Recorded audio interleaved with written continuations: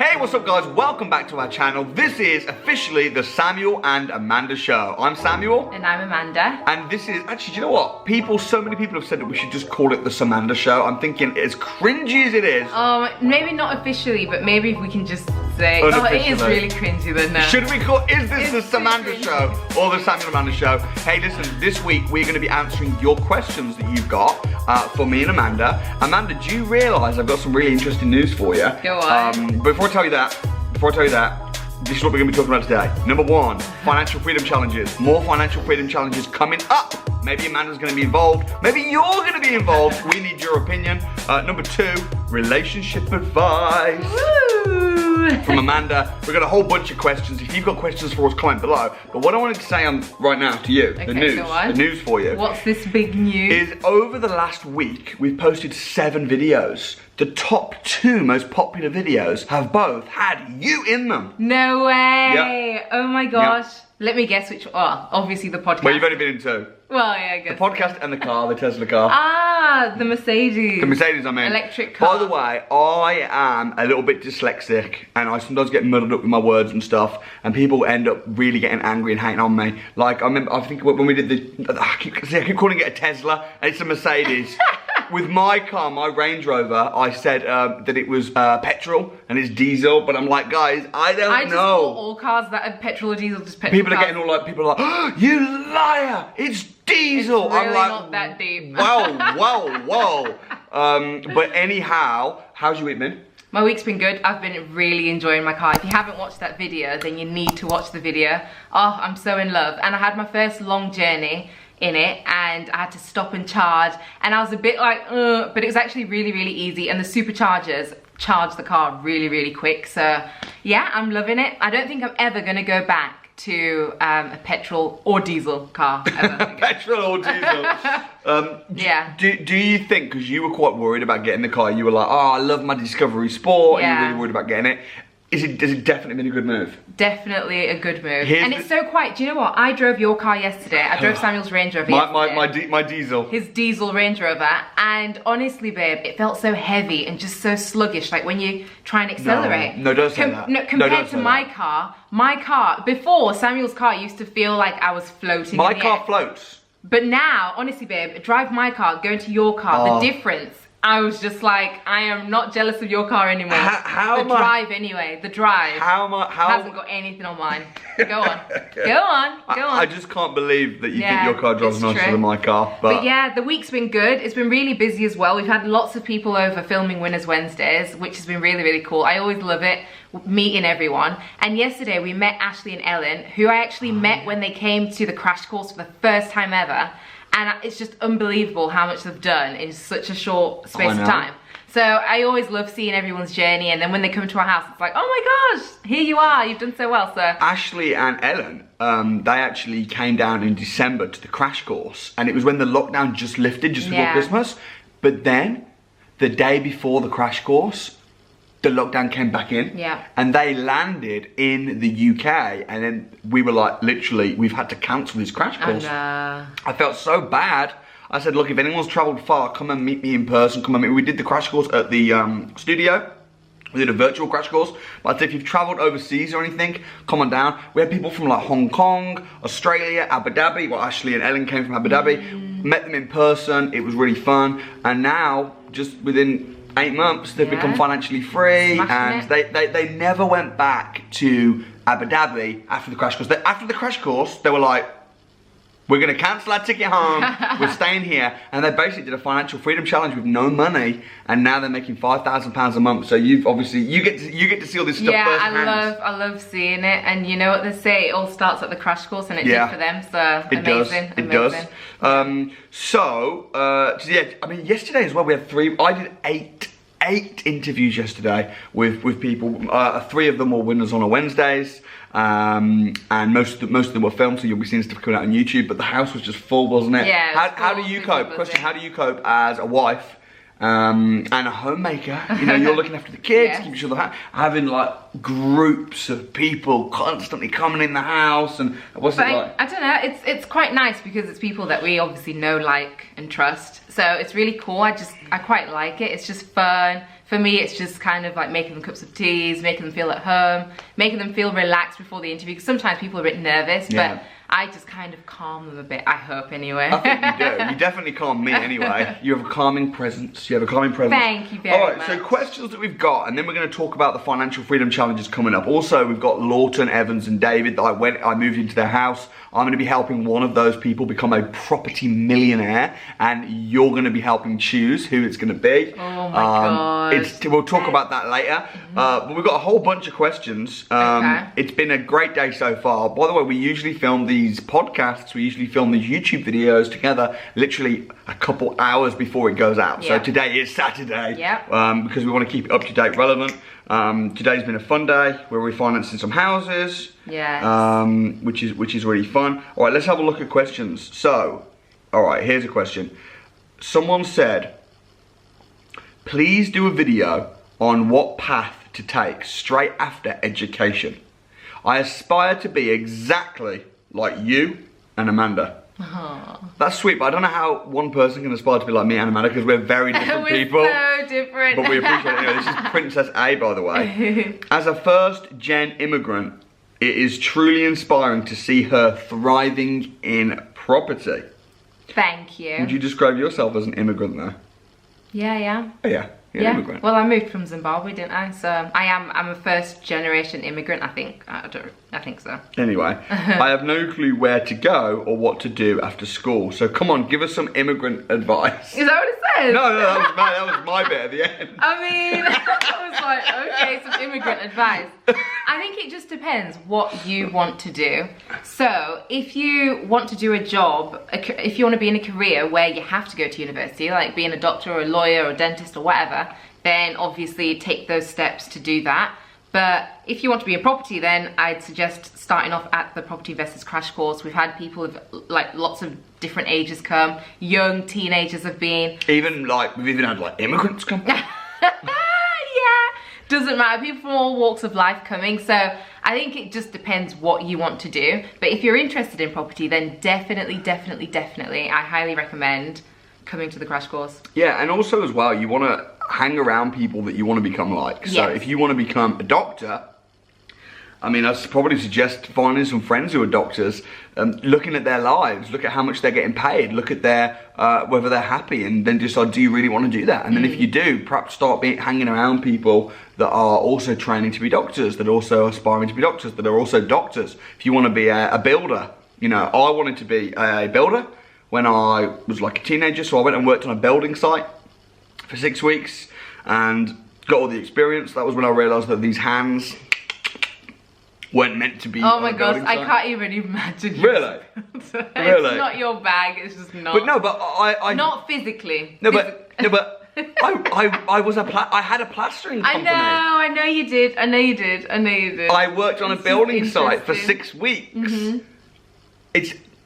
I think Amanda thinks that because now I delegate everything like that, so I don't do anything. Now I just use my brain and my voice, and not my hands, because it's less timing. So you can't imagine it now. No, I can't imagine it now, but yeah, like you said. But yeah, so good luck, Princess A. I hope it goes well, and if you need any help, just give us a shout or hit us on Instagram. Yeah. Okay, Sander Typestein says, I have completely the same taste as you two have. Hello, good taste. He's talking about in property though, okay? He's talking about in property. Because this is the response to our last week's video where we were like looking at mansions. Especially the palm trees, Samuel. I love it. I'm a sucker for palm trees. Palm trees and white houses just make me feel like I'm on holiday. I always say I wanted a big house, it compacts, it feels homely. Have you two ever thought about leaving the UK for a country with better climate? We actually have. Have we? Yeah, we have. I don't remember. Nope. I mean, it wasn't like serious. We never like took steps to do it, but Barcelona We loved Barcelona. We did love that. We didn't want to move there for good. Not for good, but we just thought we'd live there for a few months and just for fun. Yeah. I used to want to live in America. When I was growing up, I was like, oh my gosh, I am destined to be in America. And then after being to America, it's just not anywhere. I just would never want to live there. Really? No. I thought you loved America. I love America, but I wouldn't want to live there. I wouldn't want to raise my kids there. Why? I don't love, for example, that they have the guns. Like, that's just a thing that you're allowed to own a gun. I don't like that. Why do you not like that? Because I think it's dangerous, and I think you just end up getting really bad accidents. No, but what they argue is the guns, the reason people are allowed guns is to protect themselves against the state. Should the state turn into like a communist state or something? Wow, where's this conversation going? Yeah, but I mean, come on, what are the chances of that happening? What? Wow. Look through history and it happens again and again and again and again. Okay, but what? So what? You just gonna all line up with all your guns? No. Look, and I'm not saying I'm for guns. I'm really not. Yeah, go on. I'm just saying that in history, sometimes the government are the biggest fear, or the biggest enemy to the people. Yeah. Right. The government can just go, actually, you know what? We're going to say you can't do this, you can't work, you can't... And when the people have guns, it just means that they have a level of... The people could very easily rebel against the government, so the government have to stay in line and not be complete jerks. Okay. So that's the rationale behind allowing people to have guns. Yeah. Well, Mandy's not buying it. It's a good thing I don't live there then, because I don't agree with... I just think, come on. But the thing is, obviously, yeah, people do end up then using it on people and things. Basically, I'm not... I like to go there for holiday, but I don't want to live there. So, would you ever want to live anywhere abroad? I think we're quite open, sorry. It's okay. I think we're quite open. I mean, we never say never, but go on. I mean, just... I was just going to say that I am... in love with England. Yeah. I love England. I love the different climates. And also you might think, oh, I want to be somewhere really hot to live. But it's like, really? Really? The same people that say that often moan in English summers. So annoying. They're like, oh, it's so hot. Don't be that person. I know. So, but the thing is, lying on a beach or sitting outside a pool when it's 30 degrees is amazing. But actually, when it's 30 degrees, and you got a job to do, and you got to work, it's actually not that amazing. I like the fact that we have an English summer where it's hot, then we have the spring, which is just beautiful and it's filled with hope, and then we have the autumn, which is beautiful and orange, and you know, when the beautiful sunset and the leaves fall, and then we have the winter, which is a bit long. But we then go on holiday. Yeah. We go somewhere beautiful. So I like the seasons, I like England, I love the culture, the people, the opportunities. Would I ever move? I don't think so. Maybe to Zimbabwe. Would you ever move to Zimbabwe?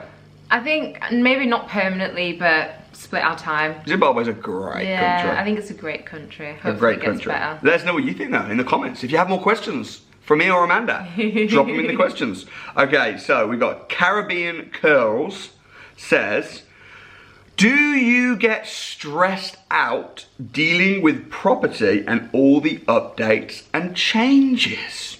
Interesting question. I would say about that, there are a lot of updates and changes, but when you are in a community filled with property investors, you know about them pretty quick. It's not like, also we've got letting agents that keep us posted of any tenant changes or tenant rights or anything we need to know about that. We're property investors, so I'm really ahead of the news, so anything that's coming or changing, we're aware of it. There are changes, you do need to keep your finger on the pulse.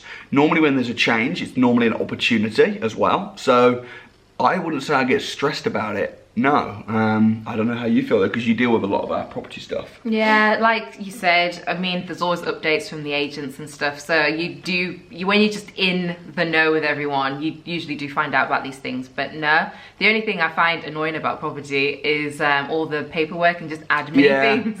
Yeah. That's the only thing that I'm like, oh, like when you're refinancing a house, like all that side of stuff, I'm just like, oh, come on. And sometimes people, like, what about this? We're refinancing some houses at the moment. This morning, bear in mind it's Saturday. Mandy gets a call. Tell them what happened. Randomly get a call this morning, and then she's just like, what's the address you're refinancing? What's the address? It's like, what? We're refinancing a few. She was so vague, and yet so, like, demanding of me. She's like, can you send me the address of the property you're refinancing? We're actually refinancing 7 houses right now. Which property are you talking about? Well, you need to go through security. And then she goes as well, Mandy answered the phone. She goes, can I speak to Mr. Leeds? And Mandy's like, my husband's a bit busy. She's like, well, I can speak to you because you're also on the title deeds. It's like, I know. well, why ask to speak to me in the first place? Yeah, it's just crazy. And she rang my phone as well, but she was asking for you. And then she... As if you wouldn't have a clue because you're a woman. You wouldn't know. Actually, I don't know. Mandy knows everything.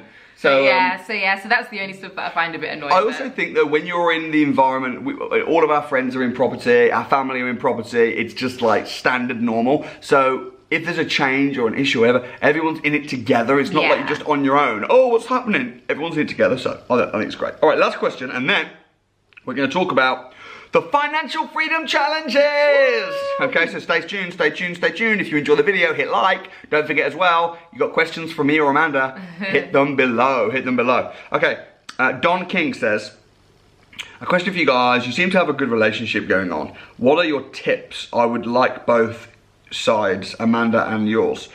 Also, so many relationship and marriages have broken down across the board, even high profiles during COVID. How have you and Amanda managed to keep your going via COVID? Respect. Do you want to answer that first? You can go first. Oh, okay. I would just say, look, firstly, choose the right partner in the first place. If you choose a partner that you're not quite compatible with and you don't actually like each other that much, then you might be able to get along just fine when you're both working and you're really busy. But then as soon as you have to be together, that's when you realize, man, we don't like each other. And I think one of the things that when lockdown happened, I think couples sometimes were forced to be together and they realized, actually, I don't like you that much. It's the same as when your kids grow up and move out and then you're like, actually, we don't really get on that well. And you don't realize because you're not. So I think, you know, find someone that you are compatible with in the first place. And then secondly, just put each other first and have fun and don't take yourself too seriously. If me and Amanda ever have like a slight disagreement or a little niggle that could end up becoming an argument, we just laugh it off. You don't try and win the argument. You got to win the marriage. You can win the argument or be right, but then you're on the same team. You're just going to be with them afterwards anyway. It's not like you're some meeting outside of the house and boom, you win the argument, ha-ha, and then you go home and ha-ha, let me tell you what happened. No, you win the argument and you're together afterwards still. Like, so just, you know, put the other person first, have fun, don't take yourself too seriously, live in the moment. That's it really, and choose the right partner. I think that's really important. And I also just think communicating, so saying how you feel when you feel it. Maybe not in the moment, but saying how you feel. So because sometimes you can bottle things up so much and then you end up resenting the person, then you explode at a time when it's just like little things happen. Yeah. So I think that you should always be sort of in good communication with each other. I think that's a really, really big thing in addition to what you said. Another thing is as well, if your partner does something that you don't like or you find annoying, or if they upset you or whatever, normally the natural tendency is to like flare up or to say, oh, why did you do that? And that causes an argument. What we do is if I do something or Amanda does something which the other person doesn't like or thinks, oh, that's a bit out of order, is we don't say anything there and then. We'll wait, and then 5 minutes later or 5 hours later or at the appropriate time, we call it the cold light of day, and then you bring it up in a really reasonable way, rather than trying to get into an argument. Or like Mandy sometimes does if it's really serious. Mandy will sometimes write me a letter and she'll just write it down and just be like, hey, you were a jerk, you did this, I'm just baffled, help me out, help me understand, what were you thinking? And then I'll read it and it's like, oh damn, now I need to think through what I'm gonna say and how, that's only happened maybe 2 times or 3 times, but that could very easily be an argument. So, but I think the biggest thing is, relationship advice wise, is to not take anything too seriously and just have fun. And that's true. And also lastly, just to again be with someone that's right for you, but also when you are with someone, don't try to change them. No one's perfect, so if you're with someone, just sort of accept them for who they are. Because they say as well that most relationships end because the man doesn't want the woman to ever change and she does, or the woman wants the man to change, but he doesn't. Okay? So powerful because like a lot of men are like, I want you to just be exactly as you are. But the thing is, women change.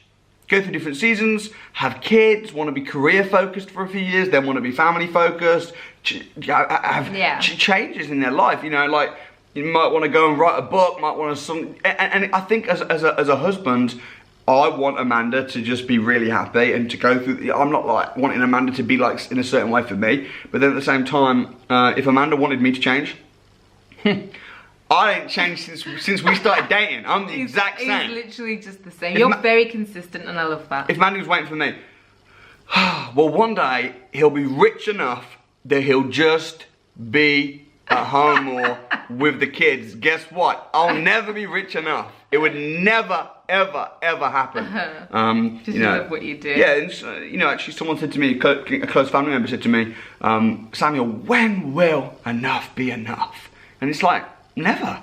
It's not like I'm doing this because I'm trying to get to a certain status or I'm trying to earn a certain amount of money. I'm doing this because I love the game. And actually, true happiness comes from progression. If you're not progressing, you can't be happy. So if enough was enough, and I was like, oh, I'm done now, guess what? I'd probably get depressed. So enough will never be enough. And Mandy gets that, and I get Mandy. So understanding, communication, love, care, respect. Respect's another one. I'll never disrespect Amanda in front of people. I only do that behind closed doors. I'll cuss her out. I'll cuss her out when the doors. No, I'm just kidding.